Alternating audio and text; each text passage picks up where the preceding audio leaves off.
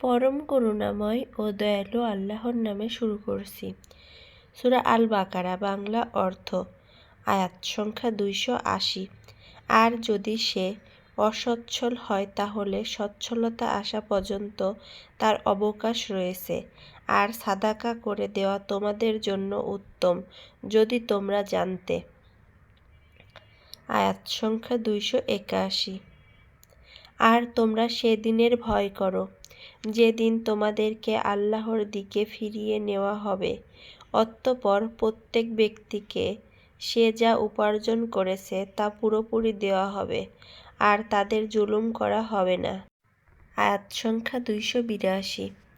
হে মুমিনগণ, যখন তোমরা নির্দিষ্ট সময়ের জন্য পরস্পরের ঋণের লেনদেন করবে তখন তা লিখে রাখবে, আর তোমাদের মধ্যে একজন লেখক যেন ইনসাফের সাথে লিখে রাখে, এবং কোনো লেখক আল্লাহ তাকে যেরূপ শিক্ষা দিয়েছেন তা লিখতে অস্বীকার করবে না।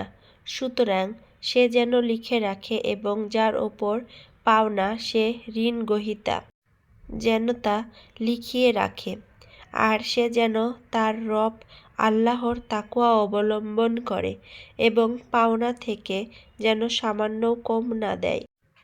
অতঃপর যার ওপর পাওনা রয়েছে সে ঋণগ্রহীতা যদি নির্বোধ বা দুর্বল হয়, অথবা সে লেখার বিষয়বস্তু বলতে না পারে, তাহলে যেন তার অভিভাবক ন্যায়ের সাথে লেখার বিষয়বস্তু বলে দেয়। আর তোমরা তোমাদের পুরুষদের মধ্য হতে দুজন সাক্ষী রাখো।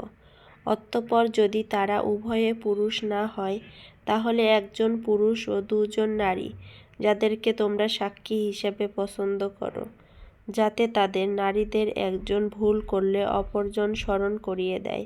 সাক্ষীরা যেন অস্বীকার না করে যখন তাদেরকে ডাকা হয়, আর তা ছোট হোক কিংবা বড়, তা নির্ধারিত সময় পর্যন্ত লিপিবদ্ধ করতে তোমরা বিরক্ত হইও না। এটি আল্লাহর নিকট অধিক ইনসাফপূর্ণ এবং সাক্ষ্যদানের জন্য যথার্থ, আর তোমরা সন্দিহান না হওয়ার অধিক নিকটবর্তী। তবে যদি নগদ ব্যবসা হয় যা তোমরা হাতে হাতে লেনদেন করো, তাহলে তা না লিখে রাখলে তোমাদের কোনো দোষ নেই। আর তোমরা সাক্ষী রাখো যখন তোমরা বেচাকেনা করবে, এবং কোনো লেখক ও সাক্ষীকে ক্ষতিগ্রস্ত করা হবে না।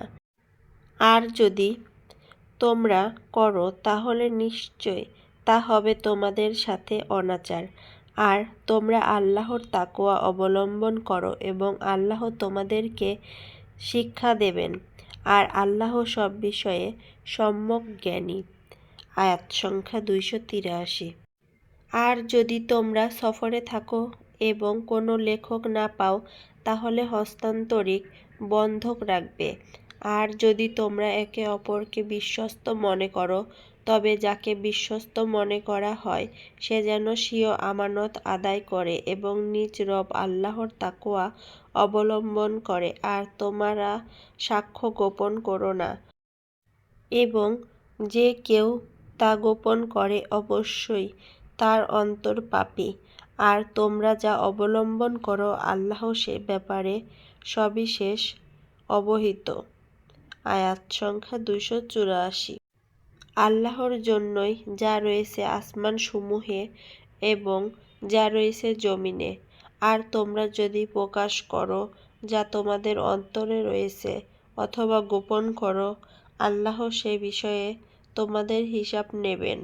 অতঃপর তিনি যাকে চান ক্ষমা করবেন, আর যাকে চান আযাব দেবেন, আর আল্লাহ সব কিছুর ওপর ক্ষমতাবান। আয়াত সংখ্যা 285।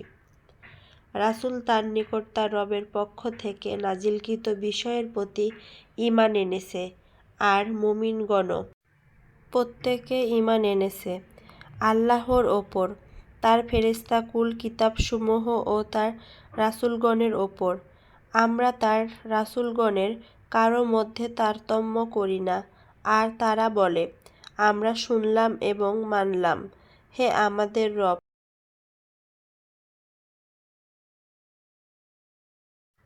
আমরা আপনারই ক্ষমা প্রার্থনা করি। আর আপনার দিকেই প্রত্যাবর্তন স্থল। আয়াত সংখ্যা 286।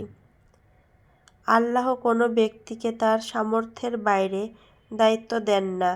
সে যা অর্জন করে তা তার জন্যই এবং সে যা কামাই করে তা তার ওপরই বর্তাবে। আমরা যদি ভুলে যাই অথবা ভুল করি তাহলে আপনি আমাদেরকে পাকড়াও করবেন না, হে আমাদের রব। আমাদের ওপর বোঝা চাপিয়ে দেবেন না, যেমন আমাদের পূর্ববর্তীদের ওপর চাপিয়ে দিয়েছেন। হে আমাদের রব, আপনি আমাদেরকে এমন কিছু বহন করাবেন না যার সামর্থ্য আমাদের নেই।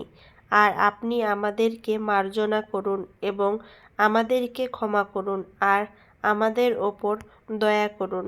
আপনি আমাদের অভিভাবক, অতএব আপনি কাফির সম্প্রদায়ের বিরুদ্ধে আমাদেরকে সাহায্য করুন। এতক্ষণ যারা আপনারা সবাই আমার এই ভিডিওটা সম্পূর্ণ দেখছেন, সবাইকে অসংখ্য ধন্যবাদ। আমার প্রচণ্ড ঠান্ডা লাগছে, তাই হয়তো কথা কোনো জায়গায় বাধা বাধা হইতে পারে, সেটা ক্ষমার সুন্দর দৃষ্টিতে দেখবেন। সবাই নিজের যত্ন নেবেন, ভালো থাকবেন। আল্লাহ হাফেজ।